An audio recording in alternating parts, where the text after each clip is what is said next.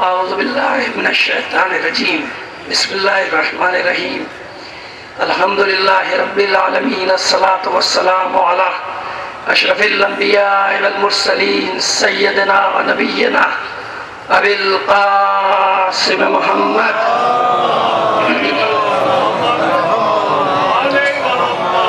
وآلہ الطیبین الطاہرین المعصومین ولعنۃ اللہ علی اعدائہم اجمعین من الآن إلى قيام يوم الدين أما بعد فقد قال الله تعالى في كتابه المبين وهو أصدق القائلين وقوله الحق بسم الله الرحمن الرحيم قل هل يستوي الذين يعلمون والذين لا يعلمون إنما يتذكر أولو الألباب صلوات بھیجیے محمد و آل محمد پر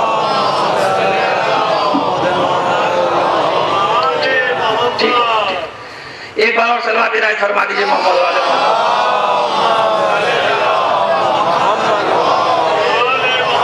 عزیزان محترم مل میں معصوم پہ ہماری گفتگو چل رہی ہے کہ علم معصوم کیا ہے اور ہم حضرت آدم سے لے کر چلے اور بات کو کل ایک مقام تک لے کر آئے تھے اب آج اور تھوڑا سا بات کو آگے بڑھائیں گے کہ علم معصوم سے مراد کیا ہے ہماری پروردگار عالم نے سرداری یا نبوت یا خلافت یا پیغمبری کا معیار سن و سال کو قرار نہیں دیا تشریف رکھیں کیسے مزاج ہے اور عالم دینہ اور مجھ سے بہت بہتر خطیب ہیں نیر بھائی لہٰذا سب علماء اور ذاکرین اور خطبہ کی صحت و سلامتی کے لیے ایک صلوات بھیجیے محمد و آل محمد پر بڑی مشکل ہو جاتی ہے کہ جب میرے سامنے مجھ سے بڑے خطیب آ کر بیٹھ جائیں تو بات کرنے میں ذرا سی مشکل ہو جاتی ہے لیکن بہرحال کوشش کریں گے ایک بار اور صلوات بھیج دیجیے محمد و آل محمد پر تو معیار سن و سال کو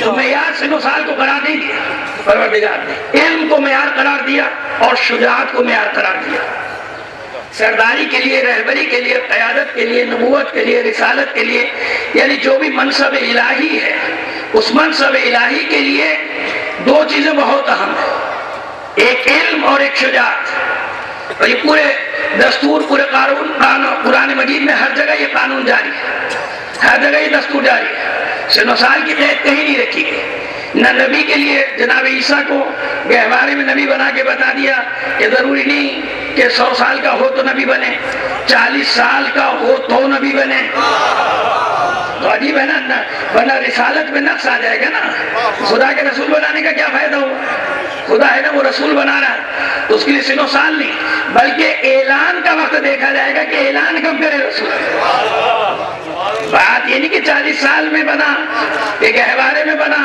کون 10 سال میں بنا کون 13 سال میں بنا جناب ابراہیم 13 سال کی عمر میں باہر آئے کوئی 40 سال کی عمر میں کسی کو بال بچوں کے بعد جناب موسیٰ کی طرح 50-60 سال کے سن میں حکم دیا گیا کہ جاؤ مثلا یہ نہیں کہ نبی بنے اب جاؤ نہیں بات یہ کہ اعلان کب کرنا ہے کسی کو گہوارے میں اعلان کرنا ہے کسی کو 13 سال کے سن میں اعلان کرنا ہے کسی کو 40 سال کے سن میں اعلان کرنا ہے اعلان اور چیز ہوتی ہے بننا اور چیز ہوتی ہے اعلان اور تو جب اللہ کا حکم ہوگا جب رسول اعلان کرے گا صلوات بھیجیے محمد و آل محمد پر اب دیکھیے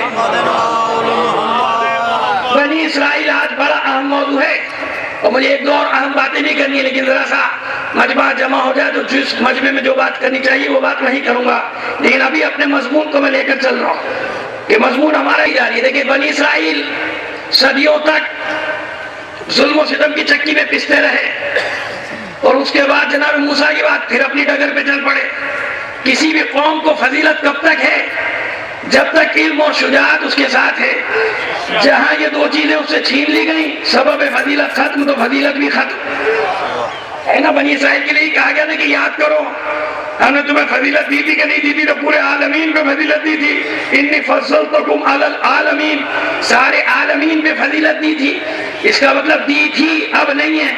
جب تک حفاظت کی فضیلت تھی، جب چھوڑ دی حفاظت تو فضیلت بھی چھین لی گئی. ایسے ہی موقع ہے، جوانوں کو مار دیا جاتا ہے، بوڑھوں کو قید کر دیا جاتا ہے، بچوں کو غلام بنا لیا جاتا ہے، عورتوں کو کنیزیں بنا لیا جاتا ہے، جبکہ نبی بھی موجود ہے بیچ میں. جناب شموئیل یا اشموئیل پیغمبر ہیں، موجود ہے، لیکن ان کی سنتا کوئی نہیں. ان سے تعویذ لینے جاتے ہیں، ان سے دعا لینے جاتے ہیں. قرآن مجید میں ذکر ہے جناب شموئیل کا.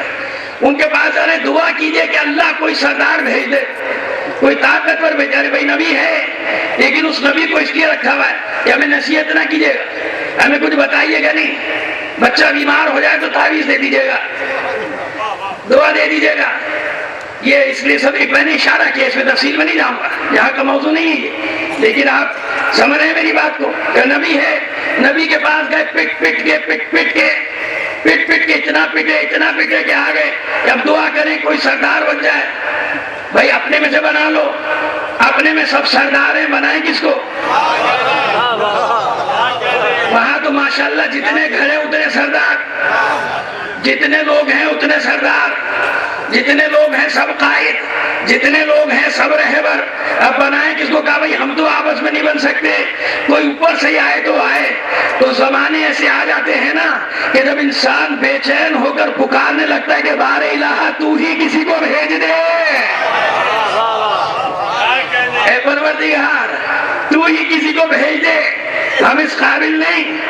تو لہذا آپس میں وہ لڑائی جھگڑا، کیونکہ سب بڑے ہیں، کوئی اپنے آپ کو چھوٹا ماننے کو تیار نہیں ہوگا. لہذا جناب شموئیل سے دعا کرائی، آپ نے دعا کی، خوشخبری دی، جاؤ اللہ نے ایک سردار بھیج دیا، اس کو اپنا سردار مان لو. اور جب سردار مان لو گے دشمن پہ غالب آ جاؤ گے. کہا کسے؟ کہا طالوت کو. اللہ نے تمہارا سردار بنایا ہے طالوت کو. ایک دم بگڑ گئے بنی اسرائیل کے سردار طالوت.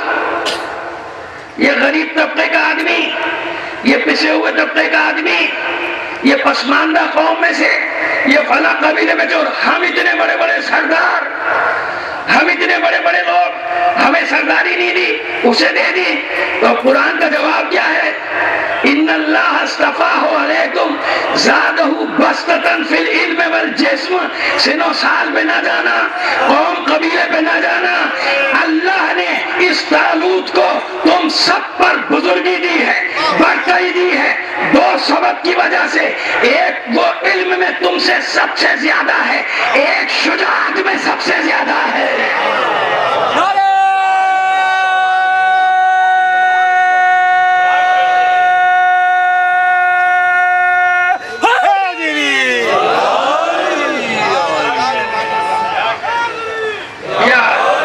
ایک علم میں زیادہ، ایک شجاعت میں زیادہ. زادہ بسطۃ فی العلم والجسم. جسم بھی اس کا مضبوط ہے، یعنی اس کی سرداری میں جاؤ گے تم تو بھاگ سکتے ہو، یہ نہیں بھاگے گا. ضروری نہیں کہ سب ٹھہر جائیں، بھاگ بھی تو جاتے ہیں علمدار کو چھوڑ کے، چلی نہیں جاتے علمدار کو چھوڑ کے. کہانیاں دہراؤں، احد کی، حنین کی، دہرانے کی ضرورت تو نہیں، مگر پرچم بردار ایسا ہونا چاہیے، سردار ایسا ہونا چاہیے، علمدار ایسا ہو کہ احد ہل جائے، اس کے پائے سبات میں لغزش نہ آئے. تو سردار دیکھ کے بنایا جاتا ہے، سپہ سالار دیکھ کے بنایا جاتا ہے. تو جب جناب طالوت سردار بن گئے تو کیا کیا؟ ٹوٹ پڑو دشمنوں پہ؟ نہیں، پہلے تربیت ضروری ہے. اگر بے تربیت یافتہ لوگ میدان میں آ گئے تو زیادہ بھی ہوں گے تو مار کھا جائیں گے، زیادہ بھی ہوں گے تو منتشر ہو جائیں گے، زیادہ بھی ہوں گے تو پٹ جائیں گے، زیادہ بھی ہوں گے تو شکست ہو جائے گی. اگر تربیت یافتہ ہوں گے تو 72 ہوئے تو 72,000 سال تک غالب رہیں گے. لہذا پہلے تربیت کی، تربیت کے بعد عہد لیا کہ مشکل میں، آسانی میں، سختی میں، جنگ میں میرا حکم مانو گے کہ نہیں؟ سب نے عہد کیا، بالکل مانیں گے. کہ میرے حکم میں چلو گے تو پھر کام ہوگا، ورنہ نہیں. اور جب لشکر نکلا جالوت کے مقابلے کے لیے تو امتحان قرار دے دیا گیا. پیاسا لشکر، پانی سامنے، کیا خبردار اس سے پانی نہ پینا، جو پیے گا ہم میں سے نہیں. اب فوراً عقل مندوں کی عقلیں چلنا شروع ہوئی، دماغ چلنا شروع ہوئے، اور فوراً انہوں نے کہا بتاؤ یہ بھائی بھلا کوئی بات ہے کہ پانی سامنے ہم پیاسے اور طالوت کہہ رہے نہیں کہ پیو بھائی پیو. سب نے کہا واقعی عقل بھی یہ کہتی ہے، یہ کون سا حکم ہے، پانی سامنے ہم سے کہہ رہے نہ پیو، لہذا ٹوٹ پڑے پانی پر. یہی تو دیکھنا چاہ رہے تھے طالوت. الا قلیلا، سوائے ایک تھوڑی سی جماعت کے سب نے پانی پی لیا. سوائے ایک تھوڑی سی جماعت کے سب نے پانی پی لیا. بس تو آپ نے فرمایا بس ہو گیا امتحان، جاؤ تمہارا جہاد ہو گیا، تمہاری جنگ ہو گئی. سب کو واپس بھیج دیا جنہوں نے پانی پیا تھا. اب جو باقی بچے تھے ان سے پھر عہد لیا کہ جالوت کا لشکر دیکھ کے ڈر مت جانا. شجاعت ہے نا. اور جنگ جیتی کہ نہیں جیتی؟ کم من فئۃ قلیلۃ غلبت فئۃ کثیرۃ باذن اللہ.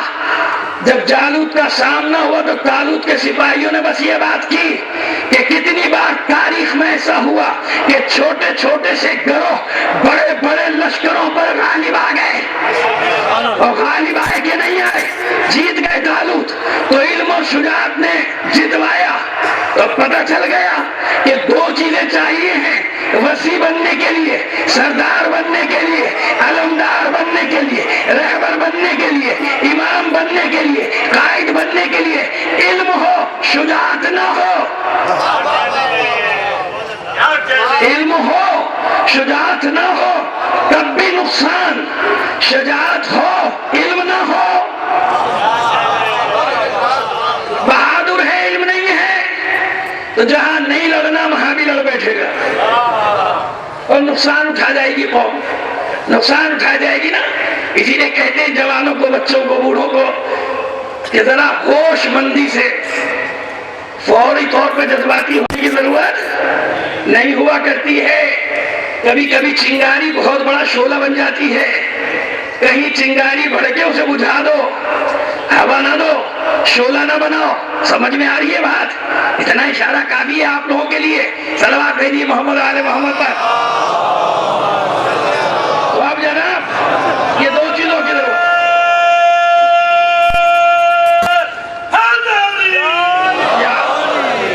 تو عزیزو اب علم اور شجاعت یہ دو چیزیں ضروری ہیں. جناب سلیمان نے اپنا وسیع کسے بنایا؟ امتحان رکھا. جانتے ہیں کہ سب سے بڑا عالم کون ہے؟ آپ بتائیے. جناب آصف کے جناب سلیمان کے اختیارات زیادہ ہیں یا آصف برخیہ کے؟ جناب سلیمان پیغمبر ہے یا آصف برخیہ؟ جناب سلیمان کے پاس زیادہ طاقت ہے یا جن کے پاس؟ تو پوچھا کیوں جناب سلیمان نے کہ کون ہے جو تخت بلقیس کو لے کر آئے گا جلدی سے؟ بھائی خود لے آتے آپ نہیں لا سکتے تو اس کا مطلب آپ کے انصار میں، آپ کے صحابہ میں، آپ کے درباری میں کوئی آپ سے بڑے طاقتور ہیں جو کہہ رہے ہیں کہ آپ کے تخت سے اٹھنے سے پہلے، جو کہہ رہے ہیں آپ کے پلک جھپکنے سے پہلے تو مانیے کہ ان میں زیادہ طاقت ہے، جناب سلیمان میں کم ہے، یا پھر یہ مانیے کہ نہیں جناب سلیمان کا اختیار سب سے زیادہ، طاقت بھی سب سے زیادہ، استعمال کیوں نہیں کر رہے؟ بات ہے جانشین بنانے کی، بات ہے جانشین بنانے کی. اور آصف برخیہ ہیں بھانجے، جانتے ہیں کہ یہی اہلیت رکھتا ہے میرا وسیع بننے کی، لیکن اگر یوں ہی بنا دیا تو لوگ کہیں گے بھائی بھانجے کو بنا دیا، رشتہ دار کو بنا دیا. لہذا اوپن چیلنج، آ جاؤ جس کے پاس زیادہ علم ہے، جس کے پاس طاقت ہے، اپنے طاقت کا بھی مظاہرہ کرو، اپنے علم کا بھی مظاہرہ کرو. جو سب سے بڑا ہوگا اسے اپنا جانشین بناؤں گا. تو کتنی بار خدا کے رسول نے ہر میدان میں سب کو موقع دیا. کبھی خندق کے میدان میں کون ہے جو اس کتے کی زبان بند کرے؟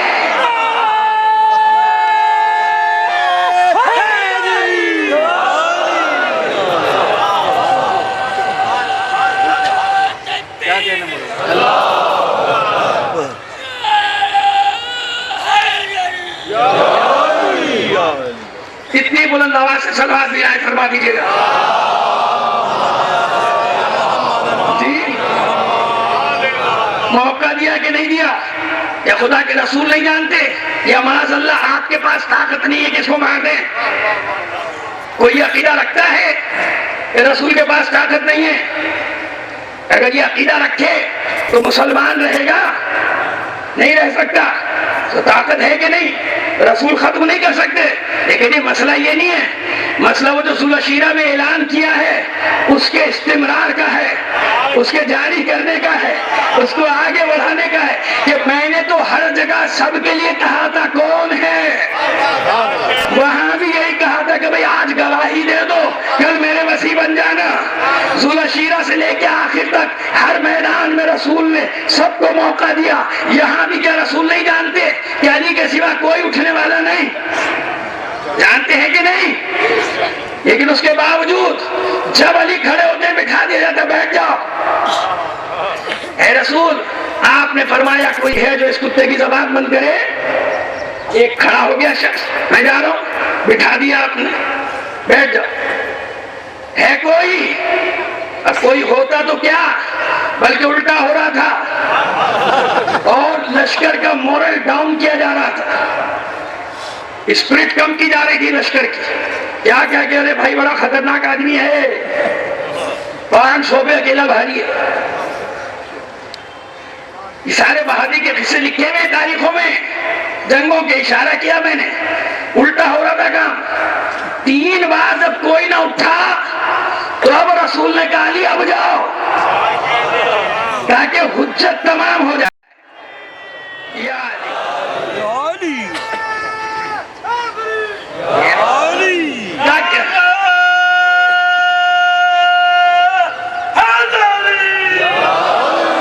تاکہ حجت تمام ہو جائے. پہلی بار علی چلے جاتے، بعد میں کوئی کہہ سکتا تھا میں بھی جا سکتا تھا. جیسے خیبر میں سب شوق میں جاتے تھے اور ڈبل اسپیڈ سے واپس آتے تھے. ہے نا تاریخ میں ہے. میں اس میں طائرے کے وہ کوئی خاص اشارے تھوڑی کر رہا ہوں، تو تاریخ میں ہے کہ جاتے تھے ادھر سے کھڑکی کھولتا تھا، کون تو کہتے تھے کوئی نہیں بھائی چلو واپس ہو جاتے تھے. جتنی اسپیڈ میں گئے اسے ڈبل اسپیڈ سے. یہ الگ بات کہ جھگڑا ہوتا تھا، رسول پوچھتے تھے کیا ہوا بھائی؟ کہتے جی سپاہی بھاگا ہے، میں کیا کروں؟ سپاہی کہتے تھے جھوٹ بول رہا ہے، پہلے خود بھاگا تھا، ہم کیا کریں؟ یہ تاریخی قصے ہیں چھوٹے چھوٹے، خوش ہونے کے لیے اور اپنے آپ کو ماضی کے آئینے میں دیکھنے کے لیے کہ کبھی ایسا نہ ہو کہ دین پکارے، مذہب آواز دے، کوئی پکار رہا ہو، استغاثہ بلند کر رہا ہو اور لبیک کہنے والوں کو پتہ ہی نہ ہو کہ وقت آ گیا لبیک کہنے کا. اس لیے تاریخ بیان کی جاتی ہے آپ کے سامنے. جب رسول گئے تو کہا یہ کل کفر کے مقابلے میں کل ایمان. آپ سنتے رہتے، میں پوری خیبر پڑھنے نہیں، خندق پڑھنے نہیں جا رہا، میں تو نتیجہ دینے جا رہا ہوں کہ جب جنگ ختم ہوئی سب کی سانسیں رکی ہوئی تھی، کفار کی بھی مسلمانوں کی بھی، کیونکہ اتنی سخت جنگ تھی کہ دھول میں چھپ گئے کہ دونوں پتہ ہی نہیں چلتا تھا کہ کیا ہو رہا ہے. آپ نے عمر ابن ابدوت کو کیا سمجھا ہے؟ اتنی شدید تلوار کا وار تھا اس کا وار اتنا شدید تھا کہ مولا کی زرہ کو چیرتا ہوا پیشانی پہ لگا تھا.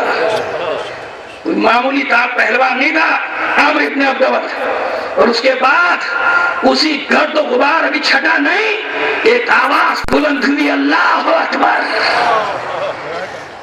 رسول نے تکبیر سنی، اپنی جگہ سے کھڑے ہوئے کہا اللہ اکبر. مسلمان سمجھ گئے کہ نتیجہ کیا ہوا ہے، سب پکار اٹھے اللہ اکبر. اب جو گرد و غبار چھٹا تو ایک ہاتھ میں عمر ابدوت کا سر لہو ٹپکتا ہوا، ایک ہاتھ میں ذوالفقار اس کے بھی لبوں سے لہو بہتا ہوا. اور علی، اب میں اس سے جملہ بڑا ظاہر ہے میری ادبیات اتنی مضبوط نہیں، مگر اس سے اچھا لفظ نہیں لا سکتا آپ کو کہ علی ایک مستانہ وار انداز میں چلے آ رہے، جھومتے ہوئے چلے آ رہے، جھومتے ہوئے آ رہے.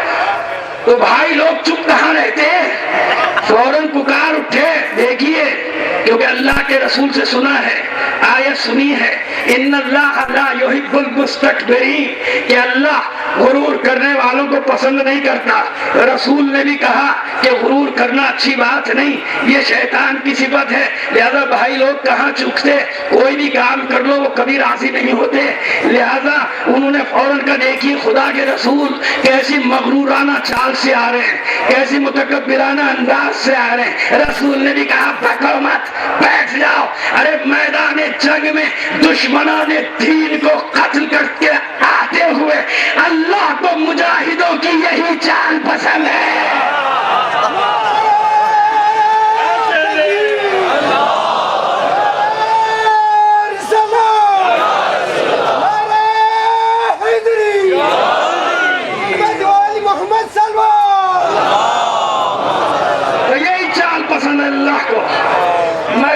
جنگ میں مجاہدوں کی یہی چال پسند ہے۔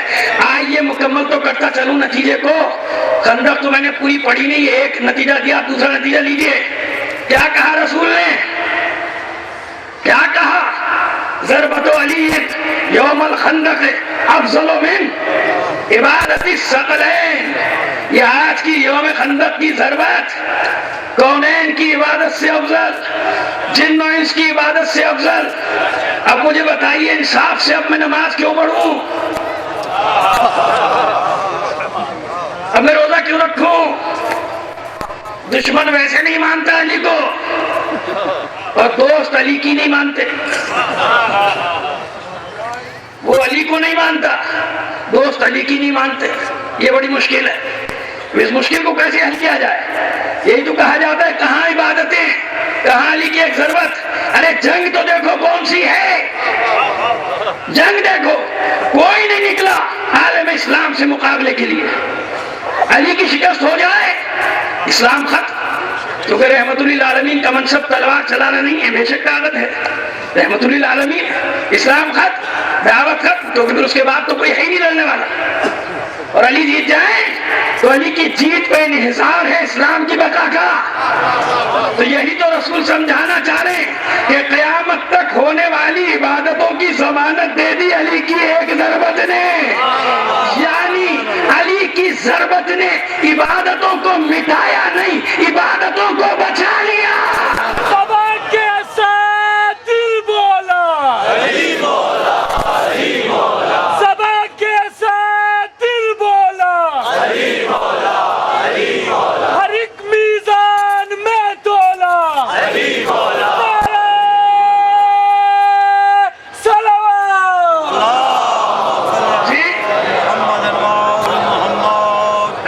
ضربت نے مٹایا نہیں، علی کی ضربت نے قیامت تک کے سجدوں کی ضمانت دے دی، بچا لیا اللہ کے دین کو، عبادتوں کو بچا لیا۔ تو یہ ہے شجاعت۔ یہ بھی ایک پہلو بتایا میں نے آپ کو۔ اب ساری جنگیں پڑھتے رہیے، پتہ نہیں کہاں سے کہاں تک بات پہنچ جائے گی۔ وَإِنَّ اللَّهَ اصْطَفَاهُ عَلَيْكُمْ زادہ بسطۃ فی العلم والجسم، سرداری کا معیار، امامت کا معیار، رہبری کا معیار، قیادت کا معیار بڑھاپا نہیں ہوتا، بچپنا نہیں ہوتا، بلکہ معیار کیا ہے؟ شجاعت ہونی چاہیے تاکہ اللہ کے دین کا دفاع کر سکے، قوم کی خاطر کھڑا ہو سکے۔ علم ہو شجاعت نہ ہو، علم ہو زبان میں بات کرنے کی طاقت نہ ہو، علم ہو خوف ہو، علم ہو بزدلی ہو، تو یہ علم ایک فرد کو تو فائدہ پہنچاتا ہے، قوم کو فائدہ نہیں پہنچاتا۔ سمجھ میں آ گئی بات؟ علم ہو بزدلی ہو، علم ہو لالچ ہو،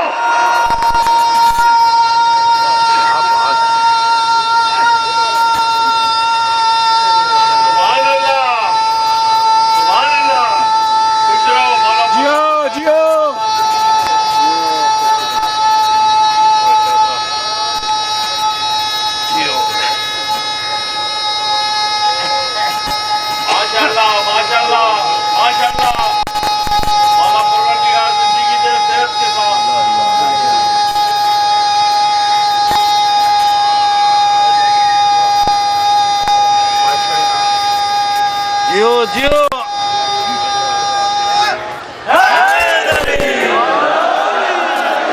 اتنی بلند آواز سے سلوات بھیجیے محمد آل محمد پر۔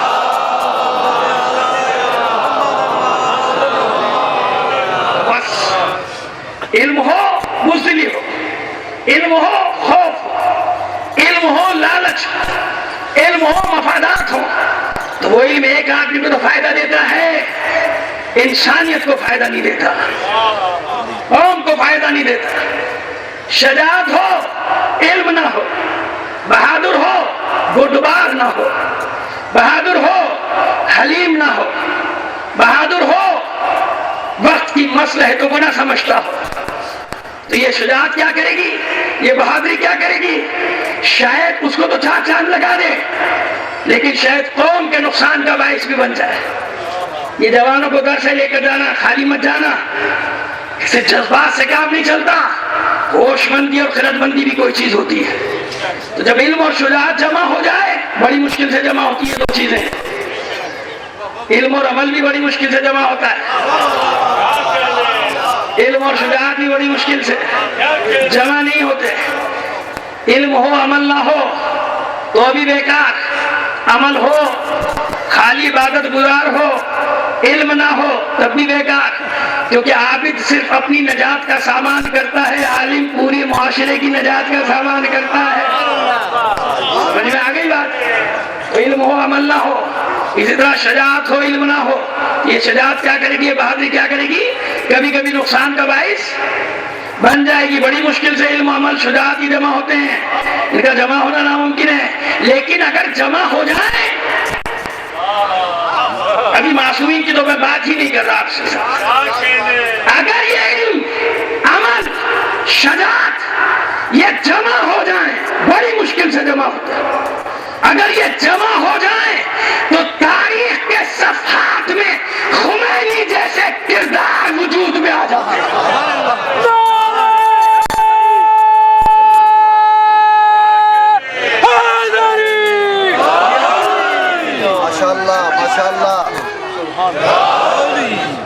لہذا اللہ نے جو بزرگی دی ہے آپ کو، اللہ نے جو فضیلت دی ہے آپ کو، علی اور اولاد علی کی محبت تک پیدا کر دیا۔ عہد کرو، قسم کھاؤ کہ کبھی کسی سے اس محبت کا سودا نہیں کرنا۔ یہ تو آنی جانی ہے زندگی، کتنی سانسیں ہیں ہماری، ان سانسوں کو کوئی بڑھا سکتا ہے؟ جس کے لیے ضمیر بیچا جائے یا اپنا دین بیچا جائے؟ کتنی سانسیں، کس چیز کی لالچ رکھو، کس چیز کی توقع رکھو، کتنی میری زندگی ہے؟ کوئی ضمانت دے سکتا ہے کہ میں گھر تک پہنچ جاؤں گا زندہ؟ تو جب یہ زندگی کی حقیقت ہے تو اس زندگی کو ٹھوکر پہ رکھو تاکہ مرد بن کے جینا آ جائے تم کو، بہادروں کی طرح جینا آ جائے تم کو۔ ختم ہو گئے دن انتشار کے اور اختلاف کے، طے کر لیا اللہ نے اس مظلوم قوم کی حالت کو بدلنا ہے۔ اعتماد کرو اپنے مولا پہ بھی اور اپنی قوت پہ بھی، اپنے حسینی ہونے پر بھی۔ دنیا کی ساری طاقتیں بھی مل کر آ جائیں تو کچھ نہیں بگاڑ سکتی، نہ کسی حسینی کا نہ حسینیت کا۔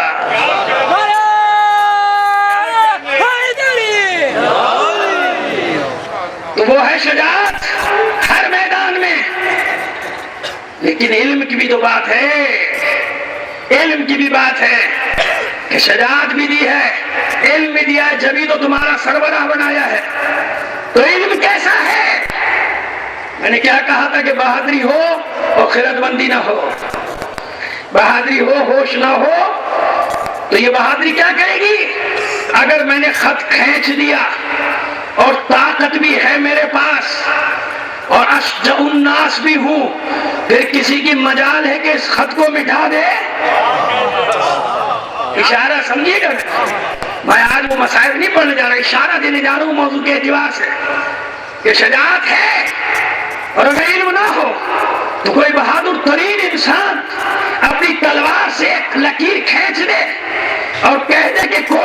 نہیں آ سکتا، طاقت بھی ہے، اختیار بھی ہے، اپنی بات کی پاسداری کرنا بھی جانتا ہے۔ کوئی اسے اس کے ارادے سے روک سکتا ہے نہیں، لیکن علم کا کیا عالم ہے کہ جب وقت کے امام کا ہاتھ کاندھے پر آ جائے، شجاعت ہے۔ ابھی میں معصوم کی طرف تو گیا ہی نہیں، ابھی تو معصومین نے جو کردار تخلیق کیے ہیں وہاں تک آیا ہوں۔ عباس کیا ہے؟ وہ کردار جو علی نے تخلیق کیا ہے، بنایا ہے، اپنے ہاتھ سے بنایا۔ یہ میری عقیدت کے جملے ہیں، سنتے جائیے، یہ محبت کے جملے، یہ عشق کے جملے کہ عباس کون؟ جسے علی نے اپنے ہاتھوں سے تراشا ہے۔ تو بہادری کتنی؟ یہی علی بتانا چاہ رہا ہے کہ بہادری ہے، اور اگر علم نہ ہو تو عباس نہیں ہو سکتا۔ عباس جبھی تو علی کا بیٹا ہے کہ بہادری بھی ہے اور علم بھی ہے۔ جو ہی امامت کا مبارک ہاتھ شانے پر آیا عباس کے، نظریں بھی جھکا دی، پھر منہ کی جنابیں بھی کاٹی۔ جوانوں کی سمجھ میں آ رہی ہے میری بات کہ یہ بہادری بھی ہے اور یہ علم بھی ہے۔ تو موقع محل حالات دیکھ کر بردباری کے ساتھ 10 12 20 دن کے لیے جذباتی ہونا، ایسا نہ ہو کہ کوئی چنگاری شعلہ بن جائے اور کچھ لوگ ایسے انتظار میں ہوں کہ چنگاریوں کو شعلہ بنایا جائے، ہوا دی جائے۔ کوشش کرو چنگاریوں کو بجھا دو، وہیں پہ خاموش کر دو۔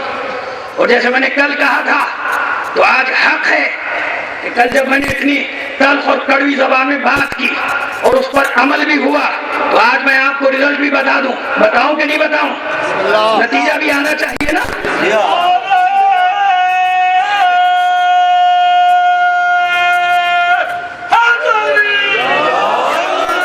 میں نے آپ سے عرض کیا تھا ایک خاص ایونٹ ہٹے گا نہیں، خاص ایونٹ جیسے یونیورسٹی میں ہوا اور ہم نے اس کے لیے بات کی تھی، اور جیسے بات کرنے کا حق تھا ویسے کی تھی، اور اس میں فوراً رد عمل بھی ہوا۔ ڈی جی رینجر صاحب بھی ہمارے ساتھ مصروف رہے، سی ایم ہاؤس سے بھی میٹنگیں رہی، اور اب میں آپ کو بتانا چاہتا ہوں کہ وہاں ڈی جی رینجر صاحب نے بریگیڈیئر کو بھی بھیجا، کرنل کو بھی بھیجا۔ حالات نارمل ہیں، کوئی ایسی بات نہیں ہے۔ جوانوں کو بھی میں نصیحت کر رہا ہوں کہ جتنے انتظامی ادارے ہیں یہ آپ کے لیے کھڑے ہیں۔ اگر یہ پولیس یہاں کھڑی ہے، رینجرز یہاں کھڑی ہے، بودراو اسکاؤٹ یہاں کھڑے ہیں، ہم ان کو بتا رہے ہیں کہ آپ کو دعا بھی دیتے ہیں۔ ہم نے پہلی محرم کو بھی آپ کو دعا دی، ہم آخری مجلس میں بھی آپ کا شکریہ ادا کرتے ہیں۔ یہ خاص ایونٹس ہیں کہ جہاں ایسا ہوتا ہے تو ہم بات کریں گے، آئندہ بھی ہوگا ہم بات کریں گے، لیکن آپ سے ہماری کوئی دشمنی نہیں ہے ذاتی، آپ ہمارے بھائی ہیں۔ آپ کا تعاون رہے گا، ہمارا بھی تعاون رہے گا۔ آپ تعاون کریں گے، ہم بھی تعاون کریں گے۔ آپ کو بھی اپنے اسٹاف کو سمجھانا چاہیے، چاہے وہ نچلی سطح کا ہو یا اوپر کی سطح کا ہو، یک طرفہ کارروائی نہ ادھر سے ہونی چاہیے، یک طرفہ بات نہ ادھر سے ہونی چاہیے۔ یہی ہماری بھی آپ کو نصیحت ہے کہ کوئی بات ہو پہلے ہمیں بتائیے کہ کیا مسئلہ ہے، اور صحیح بات، غلط نہیں۔ مجمع دیکھ کے پھیلنے والی بات نہیں ہوتی ہے۔ ایسا نہ ہو کہ کسی ایک کی غلطی سے اس شہر کے امن و امان کو کوئی آنچ آ جائے۔ یہ شہر بھی ہمارا ہے، یہ صوبہ بھی ہمارا ہے، یہ ملک بھی ہمارا ہے۔ اگر کوئی یہاں شرارت کرنے کی کوشش کرے گا تو ہم ذمہ دار ہیں، ہم بتائیں گے اس کو، ہم ان سے نپٹیں گے۔ یہ ملک بھی، یہ شہر بھی، یہ صوبہ بھی، کیونکہ اس کے چپے چپے پر، اس کی گلی گلی میں ہم نے علی علی اور حسین حسین کے نعرے لگائے ہیں۔ صلوات بھیجیے۔ مکس ہو گیا آپ کا نعرہ اور سلوات، سب مکس ہو گیا، الگ الگ لگائیے تو مجھے بھی کچھ سمجھ میں آئے۔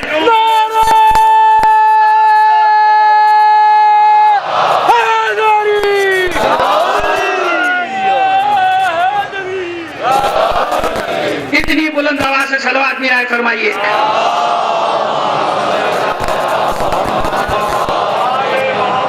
تو بھائی ہمارا لہجہ تو ایسے ہی ہے، ہمیشہ ایسے ہی رہے گا، کیونکہ ہم نے ہزاروں لاشیں اٹھائی ہیں، ہمارے دل بھرے ہوئے، ہمارے دل دکھے ہوئے ہیں، ہمارے بچوں کے ساتھ زیادتی ہوگی، ہم ایسی بات کریں گے۔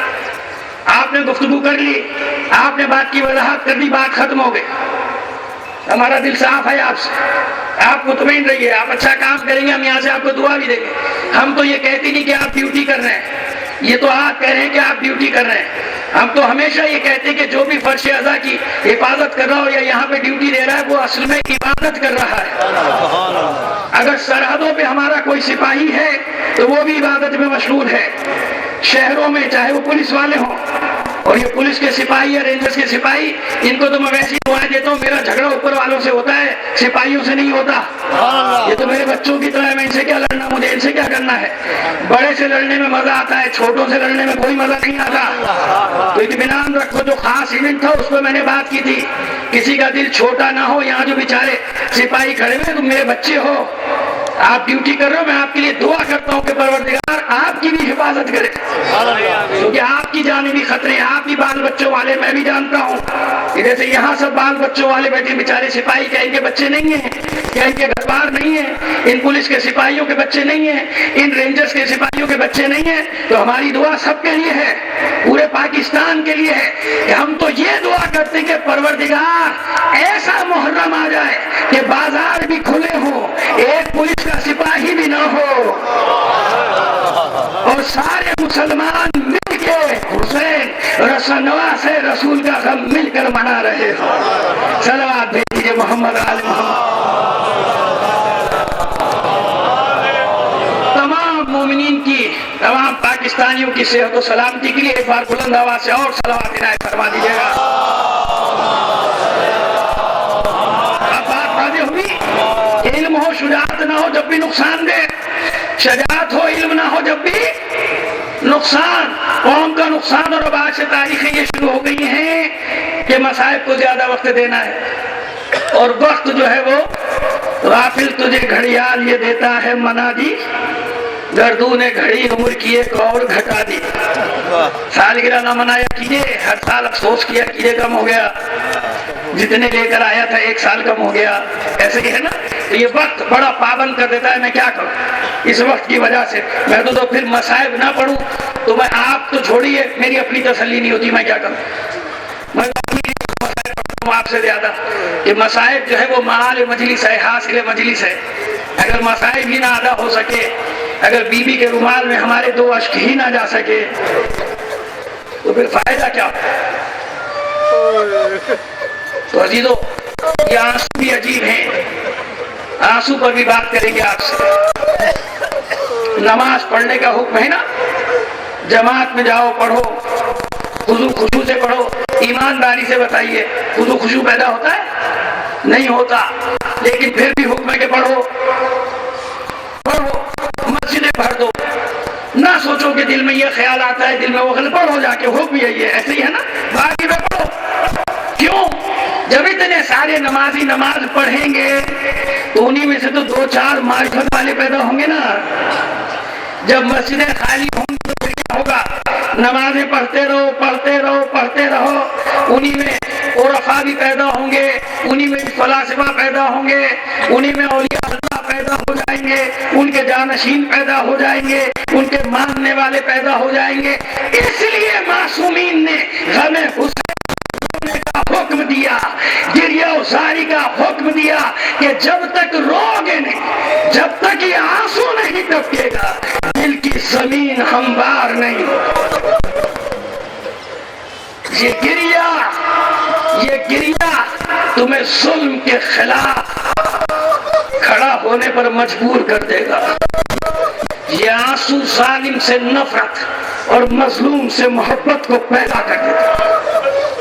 یہ ہے آنسو کی کرامات، کہ یہ آنسو باطل قوتوں کی آنکھوں میں آنکھیں ڈال کر کھڑے ہونے کی ہمت دے دیتے۔ کربلا، کربلا، عجیب ہے یہ کربلا۔ میری مائیں بہنیں بیٹھی ہیں نا، سنو، آج کے مصائب تمہارے لیے بھی خاص طور پہ پڑھ رہا ہوں۔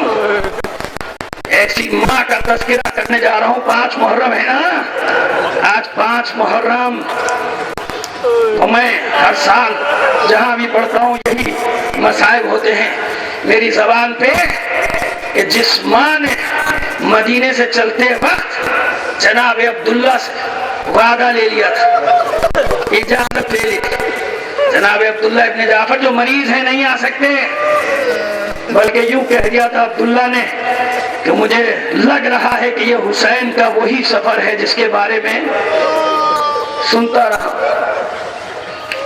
اگر کوئی ایسا موقع آ جائے تو جھجکنا مت، میری اجازت کی ضرورت نہیں، اون میری طرف سے، محمد تمہاری طرف سے، دونوں کو قربان کر دینا۔ یہ ہے ماں کہ شب عاشور اپنے بچوں کو لیے بیٹھی، کیوں؟ اس لیے کہ عالمہ غیر معلمہ ہے، علم رکھتی ہے، علم کہ آج ذمہ داری کیا ہے۔ بظاہر آپ دیکھیے کہ 72 نفوس، پوری دنیا جو بھی اس وقت باخبر ہے وہ یہی کہتا تھا کہ یہ کیا کر لیں گے، یہ تو سب ختم ہو جائے گا، لیکن علی کی بیٹی جانتی ہے کہ اب کیا ہونے جا رہا ہے قیامت تک کے لیے، کون سا معرکہ سر کرنے جا رہے ہیں ہم لوگ۔ شب عاشور عجیب منظر ہے، درمیان میں ماں بیٹھی ہیں، ایک طرف قوم، ایک طرف محمد، اور جیسے کہ ماں کا انداز ہوتا ہے پیار کرنے کا کہ اپنی انگلیوں سے بچوں کے بالوں میں کنگھی کر دی جا رہی ہے اور سمجھا رہی ہے، بچے لیٹے ہوئے، ماں بیٹھی ہوئی ہے اور سمجھا رہی ہے، بچوں معلوم ہے نا کہ یہ اتنا بڑا لشکر کیوں جمع ہوا ہے؟ یہ چاہتے ہیں کہ تمہارے ماموں کو قتل کر دیں، سمجھتے ہو نا؟ مجھے شرمندہ نہ کرنا، کل مجھے سرخرو کر دو، سرخرو کر دو اپنی ماں زہرا کے سامنے، مجھے سب سے پہلے میدان میں چلے جاؤ۔ اور محمد نے اپنی ماں کے ہاتھ تھام لیے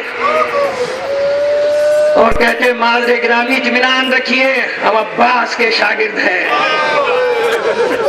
ہم ماموں عباس کے شاگرد ہیں، ہمیں بھی معلوم ہے کہ ہمیں کل کیا کرنا ہے، اطمینان رکھیے، ہم بھی آپ کے سامنے سرخرو ہو جائیں گے۔ ماں نے کہا اچھا بیٹا چند باتیں یاد رکھنا، دیکھو خبردار پانی کا رخ نہ کرنا، پانی کا رخ نہ کرنا، دیکھ رہے ہو نا سکینہ پیاسی ہے، علی اصغر پیاسا ہے، حسین کے بچے پیاسے ہیں، بچوں نے وعدہ کر لیا ماں پانی کی طرف آنکھ اٹھا کر بھی نہیں دیکھیں گے، اور دیکھو مل کر رہنا، ساتھ ساتھ رہنا، ساتھ ساتھ رہو گے تمہاری طاقت بڑھی رہے گی، اور تیسری وصیت تمہارے ساتھ کو قتل کر دینا، یہ قتل ہو جائے گا، میرا بھائی بچ جائے گا۔ صبح ہوئی، بار بار زینب دیکھتی ہے بچے آنکھوں کے سامنے سے گزر رہے ہیں، پیزا سے کہا پیزا ذرا دونوں کو بلا کر تو لا۔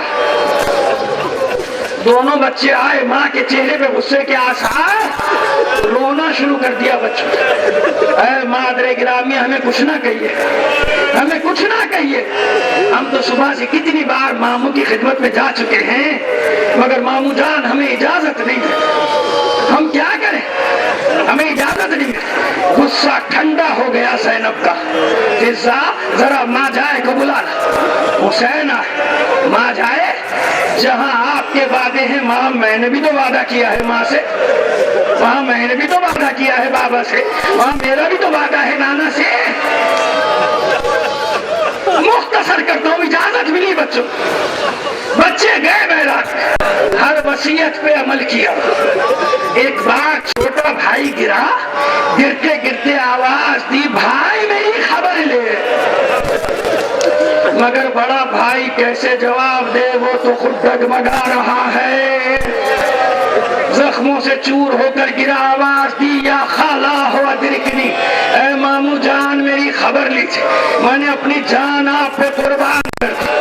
حسین، عباس، علی اکبر دوڑے میدان کی طرف، ادھر فضا نے خیموں میں خبر دے دی، بیویوں زینب کے خیمے میں جمع ہو جاؤ، زینب کے شہزادے آ رہے، زینب سجدہ شکر میں، معبود اس کنیز کی قربانی قبول کر لے، خیمے میں صدا آئی، انتظام کیا گیا، ایک شہزادے کو حسین، ایک شہزادے کو عباس لے کر داخل ہوئے، ابھی کچھ جان باقی ہے، بیویوں نے رونا شروع کیا، زینب کے چہرے پر اطمینان، فضا ایسے ایسا انتظام کر دے کہ میں اپنے بچوں سے تنہائی میں گفتگو کر لوں۔ تو خیمہ خالی ہوا، اب یا بیان کرنے والی سکینہ یا زینب ہو، روایت یہی ہے منظر وہی رات کا، زینب اپنے دونوں بچوں کے درمیان بیٹھ گئی، ایک ہاتھ محمد کے سینے پر، ایک ہاتھ اون کے سینے پر، پکارا میرے شہزادوں کس حال میں ہو، میرے بچوں کس حال میں ہو۔ بڑے بھائی نے آنکھ کھولی، آنکھ کھول کر کہا مادر گرامی آپ راضی ہیں نا، آپ خوش ہیں نا؟ ہم عمر سعد کے خیمے تک پہنچ گئے تھے مگر ملعون پشت خیمہ سے نکل کے بھاگ گیا۔ چھوٹے بھائی نے آنکھیں کھول کر کہا اے مادر گرامی آپ نے دودھ تو بخش دیا نا؟ ارے اللہ گواہ ہے ہم نے پانی کی طرف آنکھیں اٹھا کر بھی نہیں دیکھا تھا۔ ارے زینب کربلا کی علی ہے، زینب حسین ہے، مگر زینب اور محمد کی ماں بھی تو ہے۔ اپنے معصوم بچوں کی یہ گفتگو سنی، کبھی سر محمد کے سینے پہ پٹکتی ہے، کبھی حسین کے سینے پر پٹکتی ہے، کہتی جاتی ہے ارے میرے شیروں، میرے شہزادوں، تم نے اس کنیز کو زہرا کے سامنے سرخرو کر دیا۔